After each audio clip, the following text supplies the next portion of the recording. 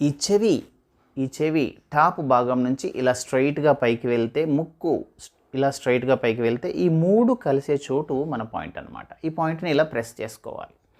చక్కగా ఇలా మెల్లిగా ప్రెస్ చేసుకోవాలి. చిన్నపిల్లల మాడ, అప్పుడే పుట్టిన పిల్లలకి నూనె పెట్టి మర్దన చేస్తారు కదా, దాన్ని మాడ అంటాం తెలంగాణ భాషలో. ఆ పాయింట్ అనమాట ఇది. చక్కగా ఇలా మర్దన చేసుకోవాలి. రెండవ పాయింట్ వచ్చేసి ఈ రిస్ట్ క్రీజ్ అంటాం.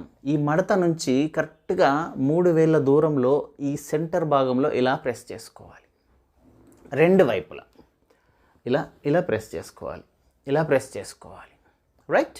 ఇంకొక పాయింట్ వచ్చేసి ఈ భాగం చూడండి, కరెక్ట్గా ఈ చిటికెన వేలు నుంచి ఇలా వస్తే ఈ మడతలు ఉంటాయి. ఈ 2 మడతలు ఉంటాయి, మొదటి మడత, రెండవ మడత. ఈ రెండిటి మధ్యలో ఇలా ప్రెస్ చేసుకోవాలి.